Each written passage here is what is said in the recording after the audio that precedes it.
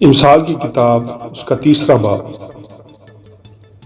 اے میرے بیٹے، میری تعلیم کو فراموش نہ کر، بلکہ تیرا دل میرے حکموں کو مانے، کیونکہ تو ان سے عمر کی درازی اور پیری اور سلامتی حاصل کرے گا۔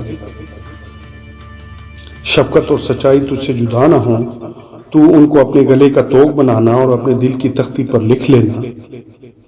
یوں تو خدا اور انسان کی نظر میں مقبولیت اور عقل مندی حاصل کرے گا۔ سارے دل سے خدا ان پر توکل کر اور اپنے فہم پر تکیہ نہ کر۔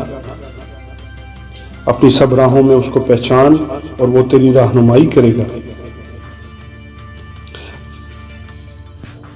تو اپنی ہی نگاہ میں دانشمند نہ بن، خداوند سے ڈر اور بدی سے کنارہ کر۔ یہ تیری ناف کی صحت اور تیری ہڈیوں کی تازگی ہوگی۔ اپنے مال سے اور اپنی ساری پیداوار کے پہلے پھلوں سے خداوند کی تعظیم کر۔ یوں تیرے کتھے خوب بھرے رہیں گے اور تیرے حوض نئی مے سے لبریز ہوں گے۔ اے میرے بیٹے، خداوند کی تنبیہ کو حقیر نہ جان اور اس کی ملامت سے بے دل نہ ہو، کیونکہ خداوند اسی کو ملامت کرتا ہے جسے اسے محبت ہے، جیسے باپ اس بیٹے کو جس سے وہ خوش ہے۔ مبارک ہے وہ آدمی جو حکمت کو پاتا ہے اور وہ جو فہم حاصل کرتا ہے، کیونکہ اس کا حصول چاندی کے حصول سے اور اس کا نفع کندن سے بہتر ہے۔ وہ مرجان سے زیادہ بے بہا ہے اور تیری مرغوب چیزوں میں بے نظیر۔ اس کے دائیں ہاتھ میں عمر کی درازی ہے اور اس کے بائیں ہاتھ میں دولت اور عزت۔ اس کی راہیں خوشگوار راہیں ہیں اور اس کے سب راستے سلامتی کے ہیں۔ جو اسے پکڑے رہتے وہ ان کے لیے حیات کا درخت ہے، اور ہر ایک جو اسے لیے رہتا ہے مبارک ہے۔ خداوند نے حکمت سے زمین کی بنیاد ڈالی اور فہم سے آسمان کو قائم کیا۔ اسی کے علم سے گہراؤں کے سوتے پھوٹ نکلے اور افلاک شبنم ٹپکاتے ہیں۔ اے میرے بیٹے، دانائی اور تمیز کی حفاظت کر، ان کو اپنی آنکھوں سے اوجھل نہ ہونے دے۔ یوں وہ تیری جان کی حیات اور تیرے گلے کی زینت ہوں گی۔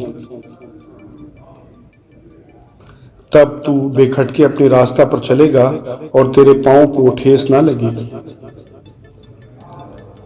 جب تو لیٹے گا تو خوف نہ کھائے گا، بلکہ تو لیٹ جائے گا اور تیری نیند میٹھی ہوگی۔ ناگہانی دہشت سے خوف نہ کھانا اور نہ شریروں کی ہلاکت سے جب وہ آئے، کیونکہ خداوند تیرا سہارا ہوگا اور تیرے پاؤں کو پھنس جانے سے محفوظ رکھے گا۔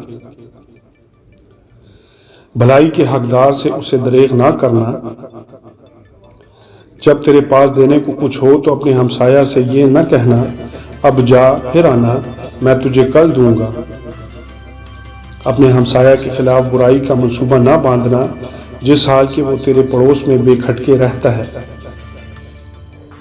اگر کسی نے تجھے نقصان نہ پہنچایا ہو تو اس سے بے سبب جھگڑا نہ کرنا۔ تندخو آدمی پر حسد نہ کرنا اور اس کی کسی روش کو اختیار نہ کرنا، کیونکہ کجرو سے خداوند کو نفرت ہے، لیکن راست باز اس کے محرم راز ہیں۔